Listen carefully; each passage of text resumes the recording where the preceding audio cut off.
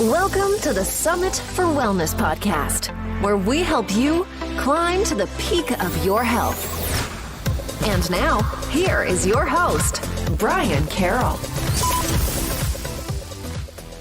Do you know someone who gets obsessed with different diets they try? Like last month, everything they did was all about the keto diet, and now they are vegan, eating high carb. I'm sure you know someone like this, and there are so many of these diet cultures that people get trapped in. While these diets may be beneficial to some people, the cult-like attitudes around it can become a problem. And this is where the anti-diet culture started to come into play.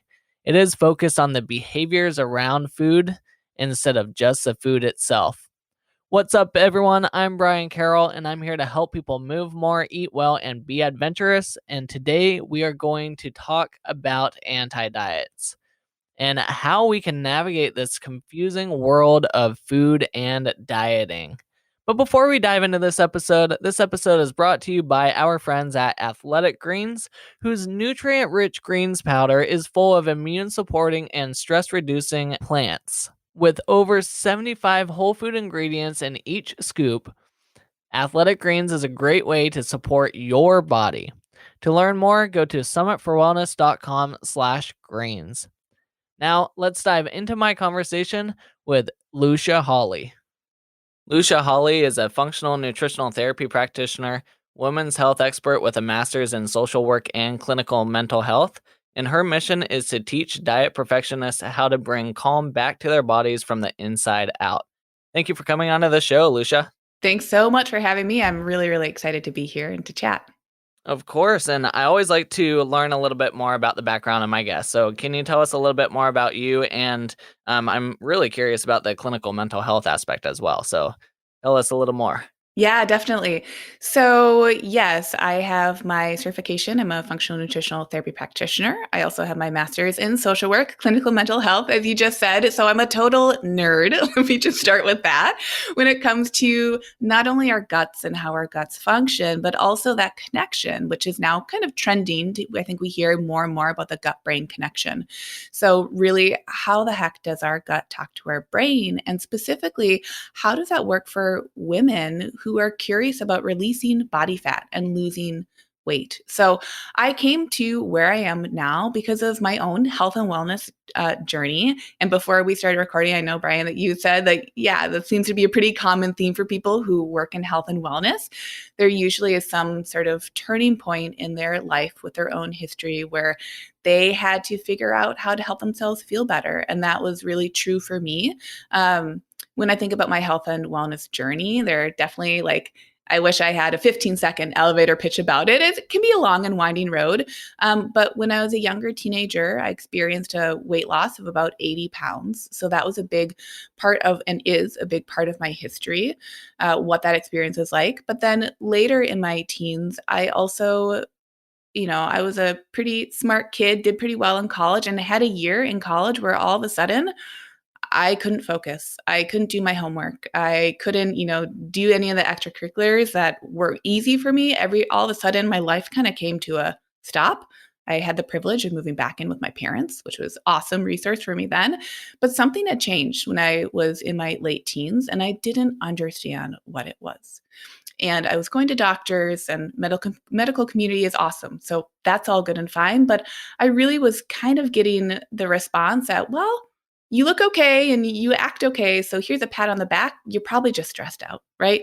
And I was a kid, I had dealt with stress before. I knew that it wasn't the whole story, right? So I did some digging, and to make a long story short, this was back in 2009. Being gluten-free was starting to be a thing, but there wasn't the kind of general consciousness about it that there is now. But I had found a study out of Sweden looking at the mental health inventory of kids, or teenagers, kind of kids my age.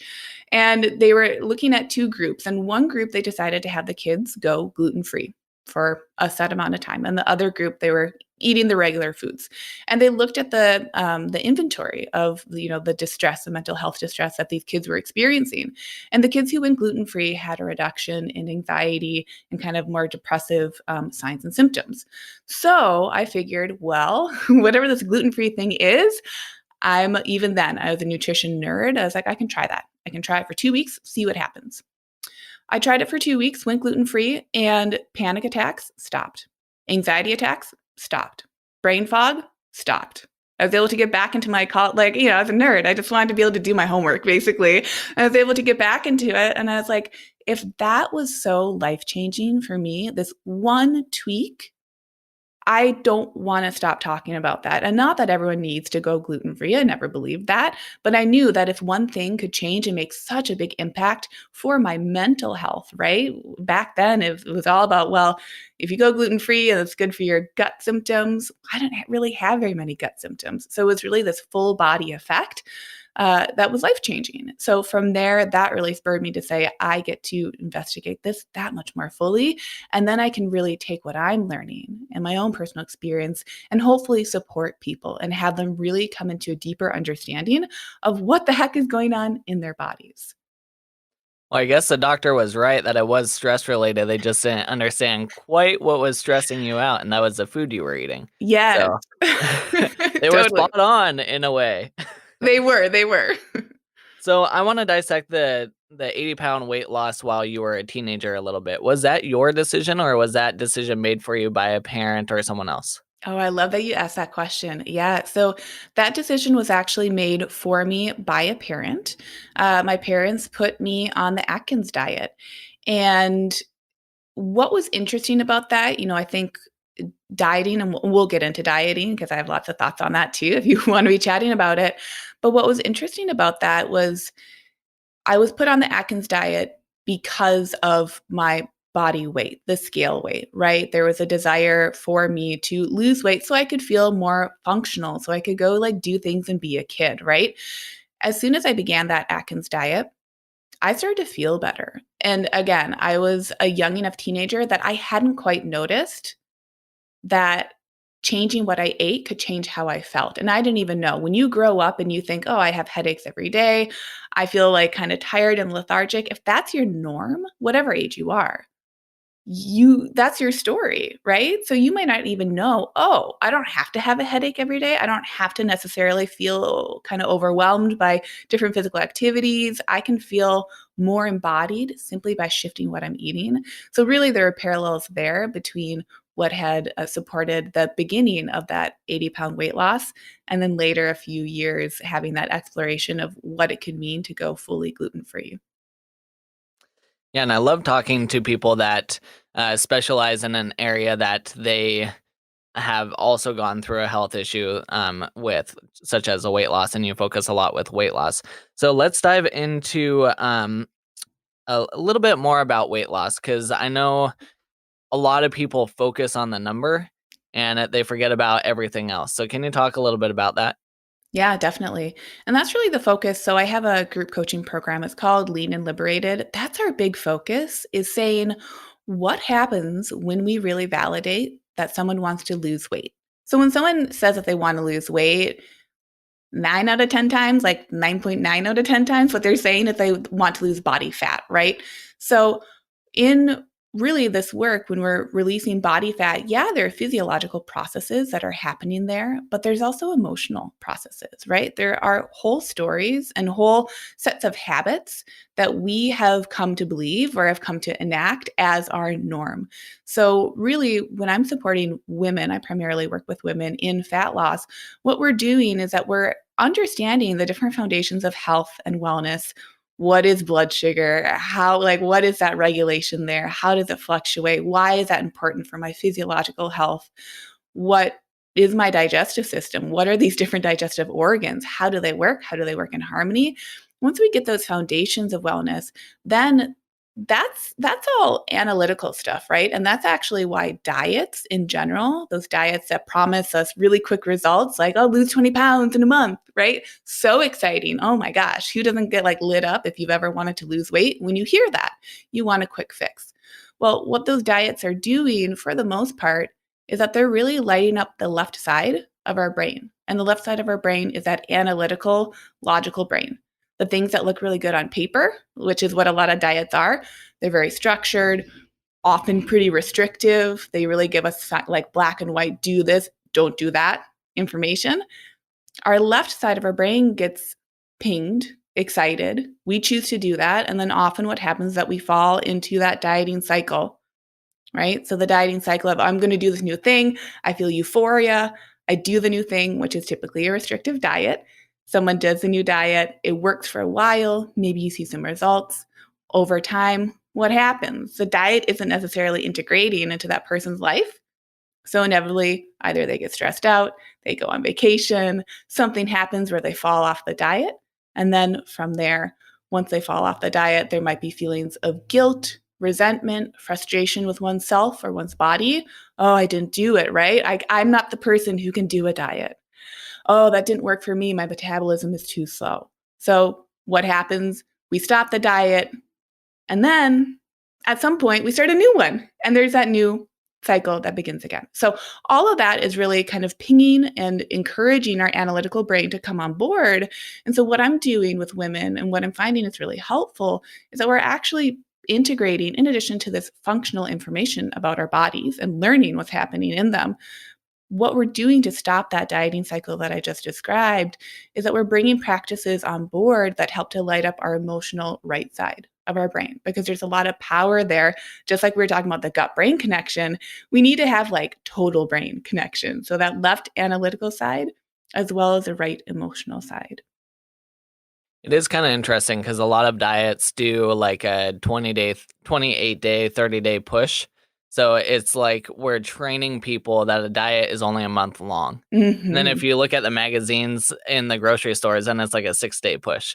6 days to lose 15 pounds or whatever. So with that in mind, what do you think that is doing to the way we think about diets and how a diet should be?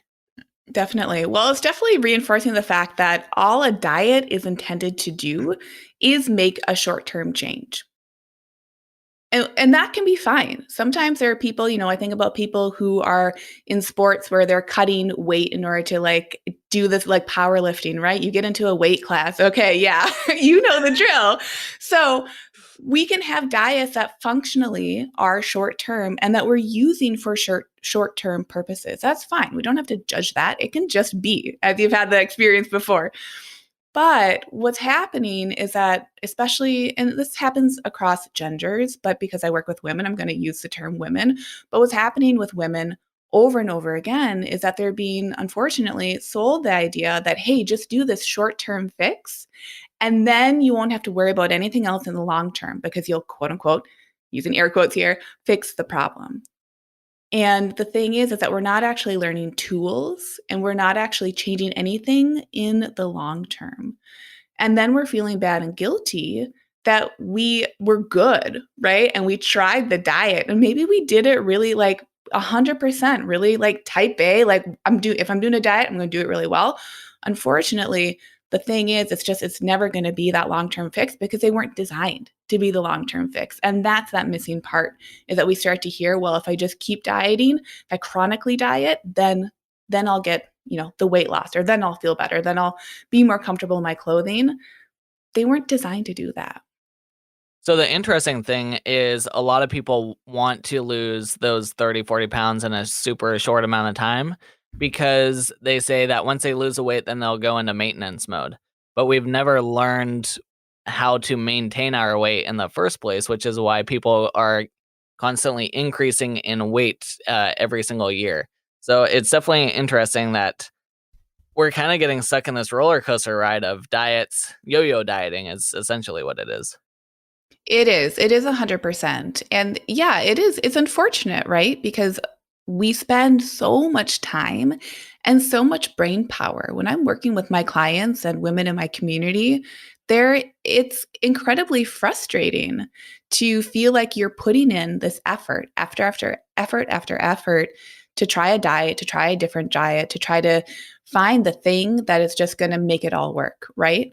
And, there are stats out there that the average woman goes on about 4 diets per year, every year, right? So if you're someone who's done a diet, you've probably done a lot of diets.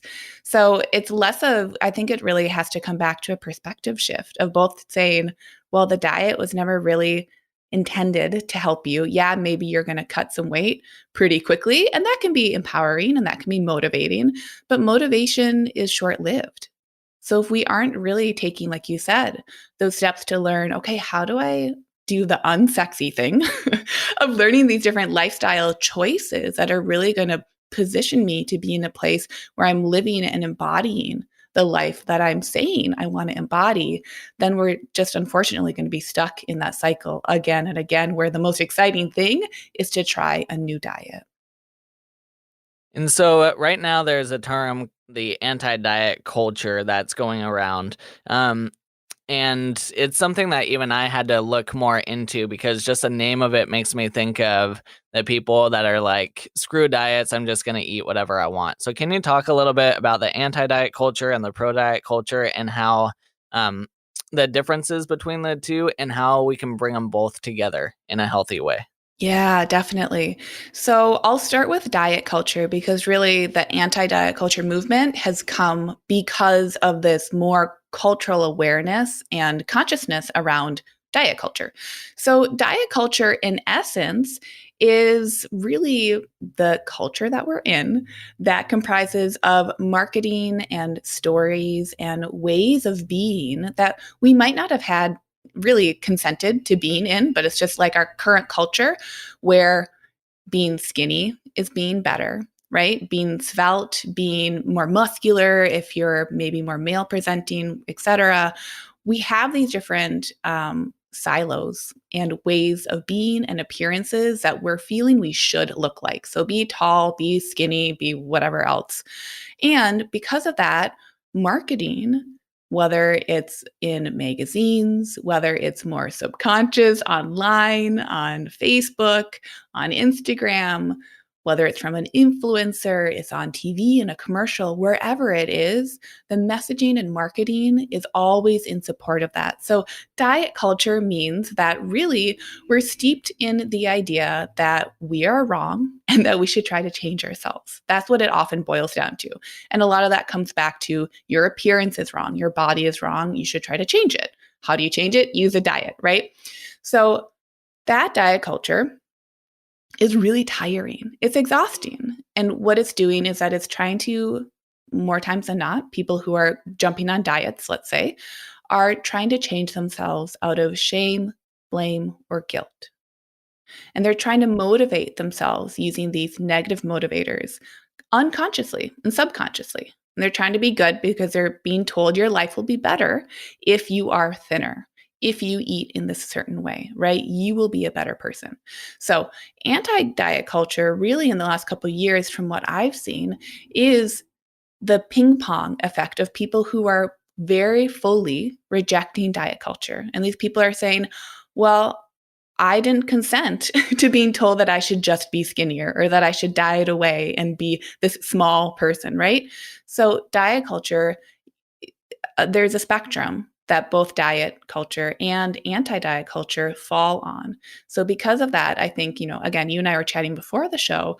When we're chatting about anti-diet culture, even though that's on a spectrum, it can have its own spectrum as well. So, for me, really what I want to help people to see is that it can be very helpful to reclaim your stance when you recognize that maybe in your life you've been consenting to, and you've had perhaps uninformed consent to the rhetoric of diet culture, meaning maybe for a long time in your life, you've consented to being on the diets because you really believed, because of what you learned growing up, that you should be smaller or that you shouldn't have any body fat, right?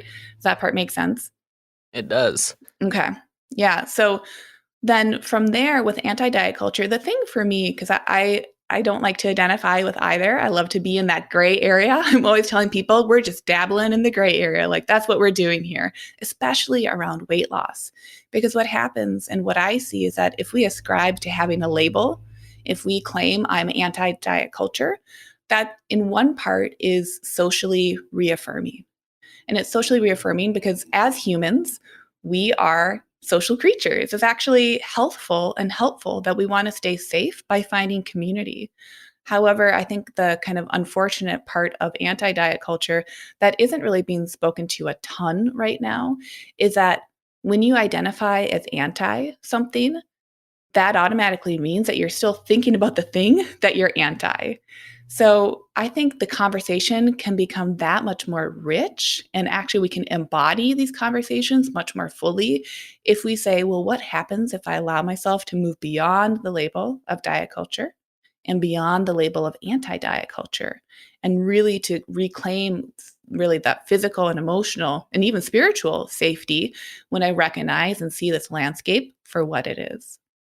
I like how you talked about the diet culture, how they'd tell you once you get to a certain size or a certain skinniness level, you'll feel better and you'll be more happy. And what's interesting about that is I get a lot of people that come and they're like, I just wish I was the same size I was back in my 20s. And then I ask them, well, were you happy with where you were at in your 20s? Well, no.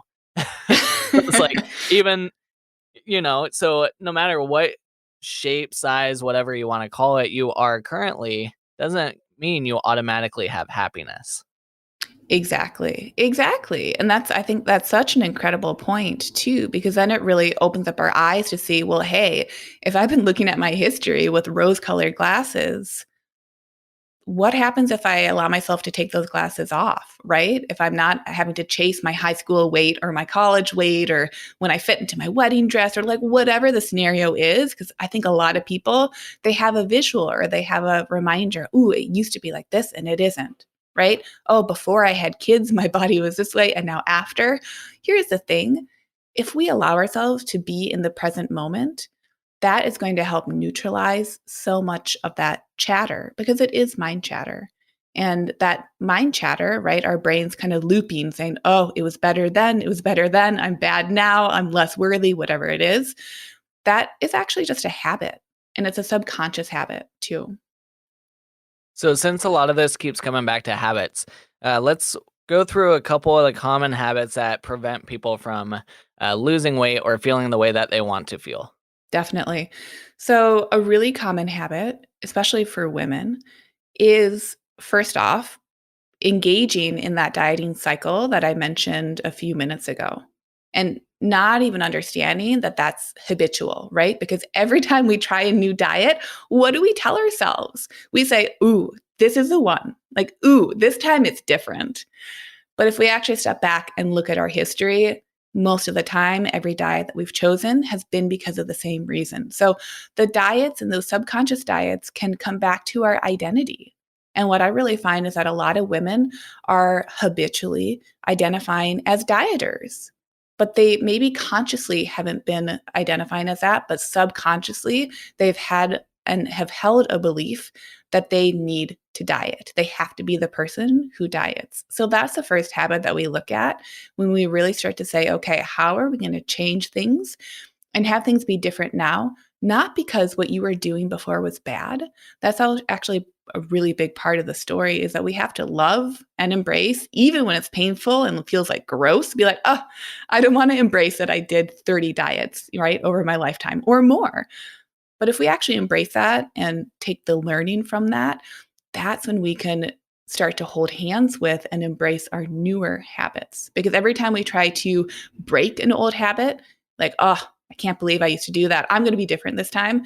Again, similar to what I was saying about diet and anti diet culture, if we keep focused on the things in the past, that's exactly where our attention and where we're training our attention to always go back into. And then let's go into a couple more habits that you see. Yeah, sure. So, first is, yeah, that habit, that subconscious habit of being a dieter, having that identity. The second is really the habit of this one might be a little triggering, but not having gratitude, right? If we can start to shift the habit of really not being present with our foods and the foods that we're eating, that's a big thing, right? When we're eating our foods and we're not even present, we're not connected with our bodies, that's actually often comes to a lack of gratitude. And it's because we're habitually in a state where we're stressed out. We're in that sympathetic, stress dominant state. So that's a secondary habit. So the first is identity. And the second is, okay, if you're habitually stressed the heck out, we have to address that. So that then the third habit of really cultivating gratitude for the foods we're eating can come in and can start to work its magic. Because a lot of the times when, especially if we're going to bring it back to fat loss and weight loss, what we're doing is that we're trying to set our bodies up into a state of safety, into that parasympathetic rest and digest mode, because hormonally that's going to have a huge effect on our body's ability to release weight and to feel ready and prepared to release that weight. So going back to towards the beginning of this episode, and you talked about when you're living in your body, some of the symptoms that you might be experiencing become a part of who you are. Like if you're always have headaches, and that's just what you think life is. So thinking about stress and how much stress we put on ourselves, how do you teach people what stress looks like and when it's too much for someone? That's a wonderful question. So a lot of this comes back to when I'm working with my clients, we have to come to it from a place of practice. And with stress, what is so fascinating is that a lot of us can be navigating our days and our lives, because our lives are just a series of days all strung together, right? We can be navigating our lives completely stressed out, like really almost feeling like we're thriving and running on empty. We're thriving on that stressful experience, right? It's how we muster up our excitement, or it's how we get through our days, just by, like I said, running on empty, feeling like that's just how we're wired.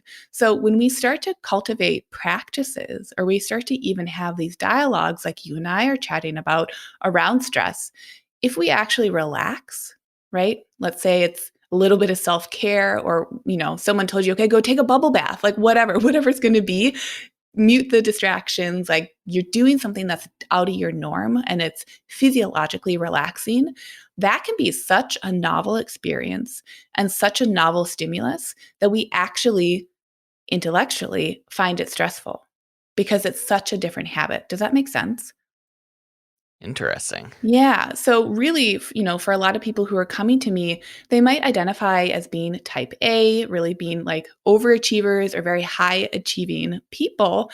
And they've gotten to that because they've been able to run on stress. And so it can almost feel, again, coming back to that identity, it can feel like an identity shift to say like, ooh, what happens if I actually like start to add in these practices that look good on paper, self-care, right? Like getting enough sleep, hydrating myself, going for walks, reading books, like engaging in pleasurable activities. If I start to stop that stress process, even though it can look good on paper, initially it is scary to confront, because we're stopping a habit of stress that we've gotten so used to, right? So let's take one of these habits that you were talking about, either identity, stress, or gratitude. And can you break it down into some actionable steps? So if someone wants to start working on this habit type today, how can they get started with it? Yes. So the first thing to do, and I say this is triggering just because I feel like it is for people, because it can be so starkly different than what our current culture tells us to do.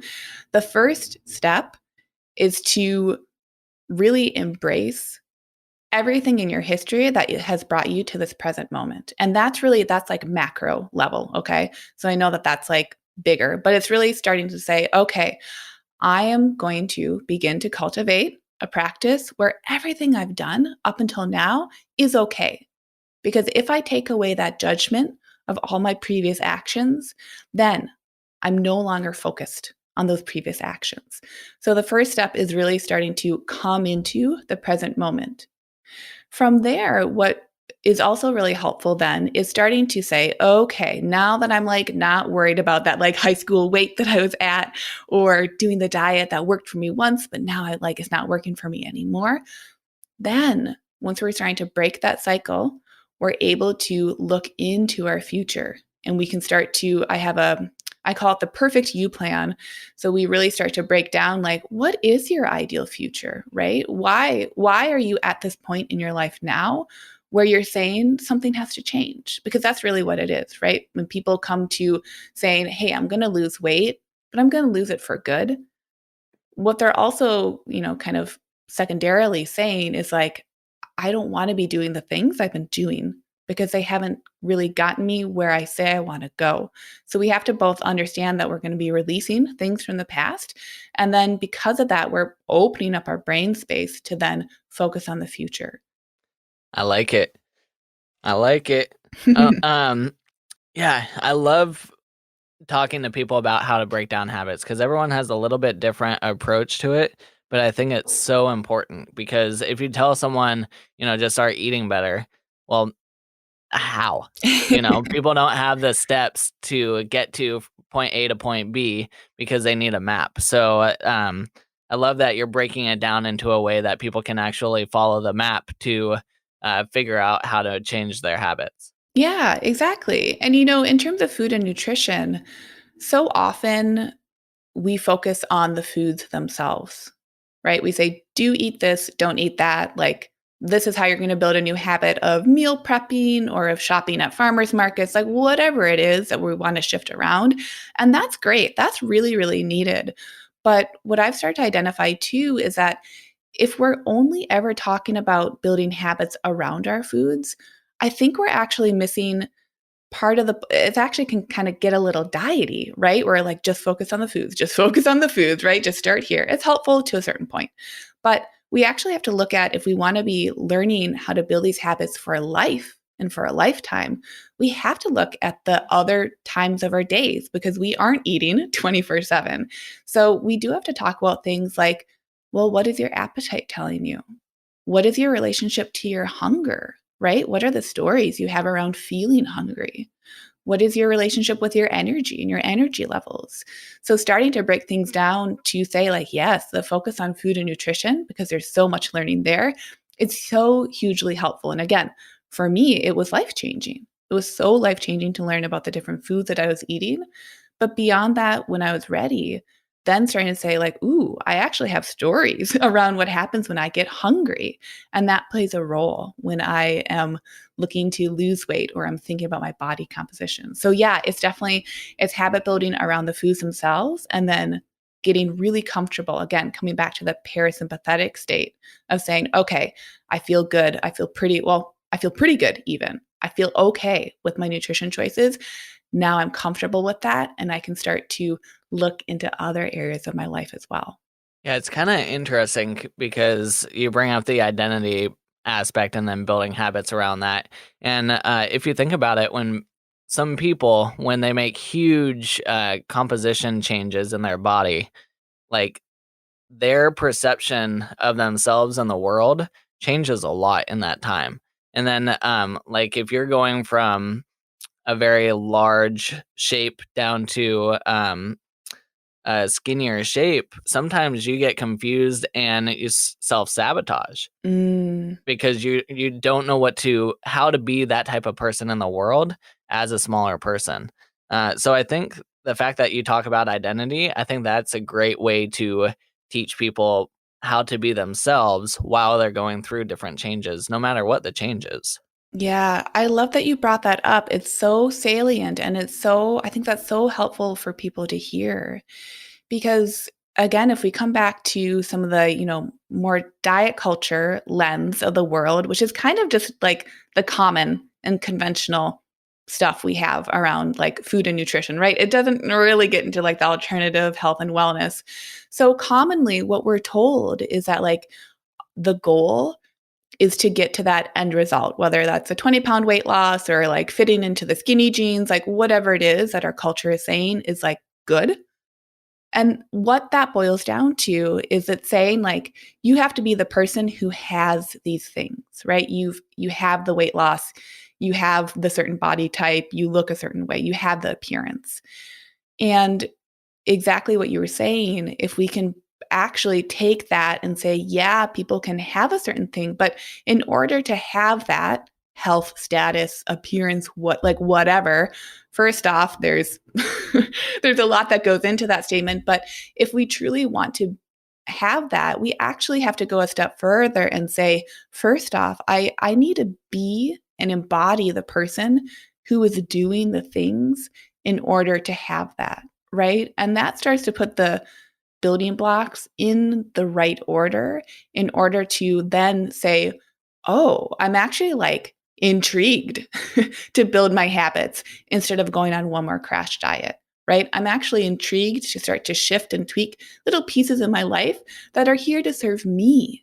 Because it's not about anyone else in our lives when we're making these changes. It actually does. It has to come to back to us and our own really like autonomous and independent choices and desires, and what we can do to start to get the ball rolling or get the ball rolling again to help us really embody those choices. Well, Lucia, do you have any final things you want to touch on before we wrap up here? Yeah. Well, I just want to say that this stuff, I know with these conversations, things can sound a little bit nebulous, right? This is like the unsexy side of food and nutrition. A lot of us just want the plan on paper, right?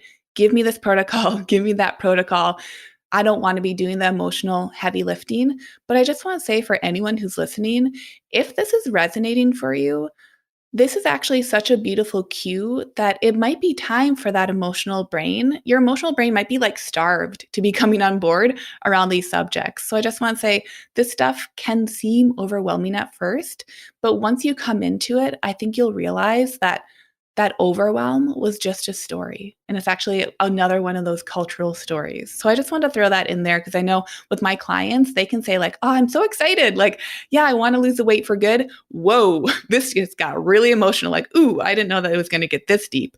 It's okay for it to be deep because our bodies can handle that. Awesome. And my final question for you is there one health habit that you think everyone should practice? And if so, what is it? Ooh, that's such a good question. Okay. This might seem really removed from weight loss, but I swear it is tied in and there's reason for it. The number one habit that I think everyone could start today is when you're drinking water, saying thank you and having that like beginning that gratitude practice with hydration, saying thank you for the water or thank you as you're filling up your bottle of water for the day. That's huge. Awesome. Well, people can find you at luciahawley.com. You're also on Instagram. You have the Devoured podcast, which you have over 80 episodes that are available right there. Is there anywhere else that you want people to find you at? Yeah, really, Instagram is super fun place to connect. Lucia Hawley there. It's Lucia Hawley _. And the website, I'm always here for these conversations. I know that they can be nuanced. So I love to just be that resource for people to say like, oh, if you're ready to have these conversations, they're ready for you and you can do this. So I'm always down to connect on any of those platforms. Awesome, Lucia. Thank you so much for coming on and talking all about the habits and, a little bit about the anti-culture and the pro-culture aspects and how we can meld those together. So I appreciate it. Thank you. Thank you so much, Brian. This was a blast. So what do you think? Do you think some of these steps will help you to view food in a different way? Let me know in the comments at summitforwellness.com/105. And also, if you enjoyed this episode, open up your podcast app real quick and leave a quick rating and review. It helps to keep the show going and boost us up in the rankings. Next week, I have Angela Pfeiffer on the show to talk about whether the FODMAP diet is as good for digestive issues as originally thought. So let's go learn a little bit about Angela. I am here with Angela Pfeiffer. Hey, Angela, what is one unique thing about you that most people don't know? Yeah, I have been a spokesperson for the cat rescue in my local area. It's Meow Cat Rescue, and I helped them raise over $75,000 at one of their local charity events. Oh, wow. That's awesome. Good for you. Thanks. Well, what will we be learning about in our interview together? Yeah, we're going to talk about IBS and SIBO and the overuse and just over confidence of the FODMAP diet and use for those two conditions. And what are your favorite foods or nutrients that you think everyone should get more of in their diet? Herbs and spices. Any specific or just in general? Just in general. I don't think people flavor up their food enough.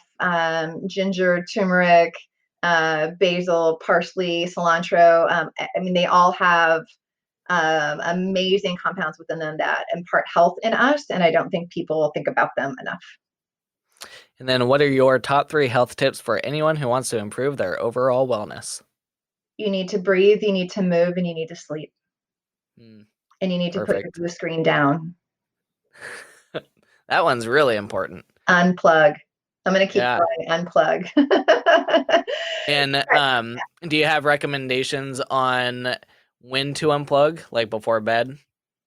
I actually think that blue screen usage should be curtailed after 6:30 or 7, which is really hard for a lot of people. But we are not meant to look at that bright a blue screen. Our phones are actually the worst offenders.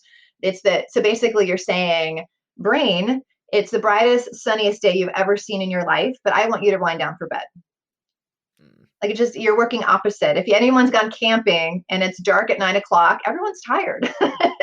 You've allowed, your eyes have allowed, adjusted into that darkness pattern. It, produces what it produces, melatonin and all, and you get that change in cortisol and melatonin, among other things, and you get to sleep nicely. But inside our homes, we have bright lights, and we've blue producing lights. The TVs are so bright. I can't, so turn the blue down on your TV. You can get my favorite blue light blocking glasses are Blue Blocks, BLUBLOX. They are out of Australia. They work amazing, and you can order them. They ship to the States very quickly. And wear those from 7 o'clock on, but do not have your phone up to your face. You can override that by having that bright device near you. So, if you I have a really cool function on my Galaxy Samsung that I can turn it on grayscale, and that just kicks in, and so it's just gray. I love it. I love the example with camping, because every time we backpack, right after sunset, that's when we naturally make our way into the tent and go to bed. Yeah, it's crazy. But here, well, like lights up, and here we go. And then people get their second wind is really their adrenals kicking in, giving them an adrenaline hit because you've stayed up past the point your body has said you're supposed to go to bed. So you get that second wind, and then you're not going to bed anytime soon. You're not going to sleep well. You just had an adrenaline hit. And people kind of ride that, and they think it's a good thing. And some people can survive on that. It's not everyone that's going to have health issues, but for the people that have health issues, it really interferes with sleep. We'll be diving deep